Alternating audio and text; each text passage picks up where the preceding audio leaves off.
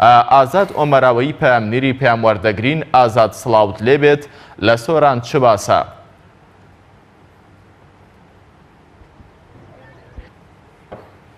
بەڵێ سڵاو لە تۆ و بیسەرانی کەناڵی ئاسمانی پەیام بێ.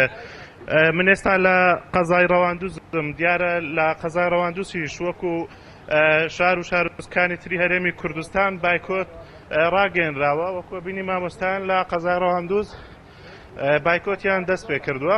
من بۆ قسەکردن لەگەڵ مامۆستایان ئەچمە لای چەند مامۆستایەک بۆ ئەوەی قسەم لەگەڵ بکەن.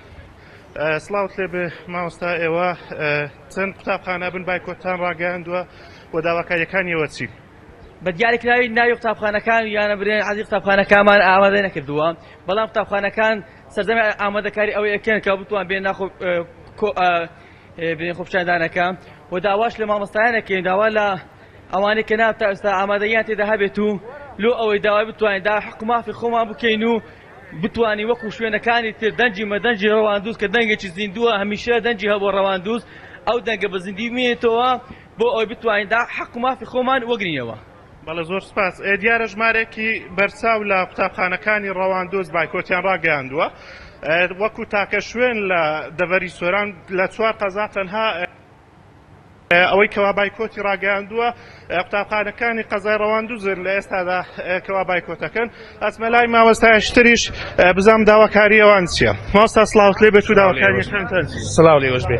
داواکاریەکانی ئێمە هەمان ئەو داواکاریانن کە زیاتر لە 17 شوباتەوە لە سلێمانی مانیفێستکران لەلایەن کۆمەڵێک خەڵکی نوخبەی ئەو کات لە سلێمانی لەبەر دەرگای سەرای ئازادی. هەمان ئەو داواکاریان ئێستا ماونەتەوەوە بگرە سەقفی داواکاریەکان هەڵش کشاوە لە چاکسازیەوە گۆڕاوە بۆ خۆشگوزەرانی بۆ پێداچوونەوە بە سیستەمی پاشەکەوت کە ئەو کات نەبوو.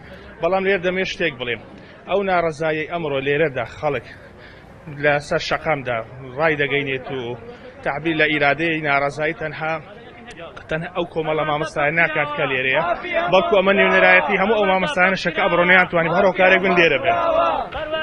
ئیدێ دەسەڵات لە بیلەوە تێبگات، تەفسیری ناوسەگەرایی و حزبایەتی و دوو ئیدارەی بۆ خۆپێشاندنەکانی ناوچەی سلێمانی و دراپەڕین و گەرمیان نەکات.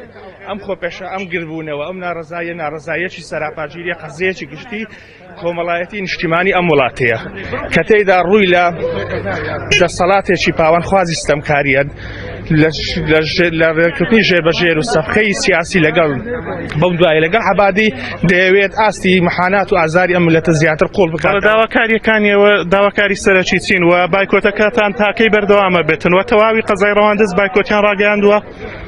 ناتوانم تەواو ڕایەنگاندووە.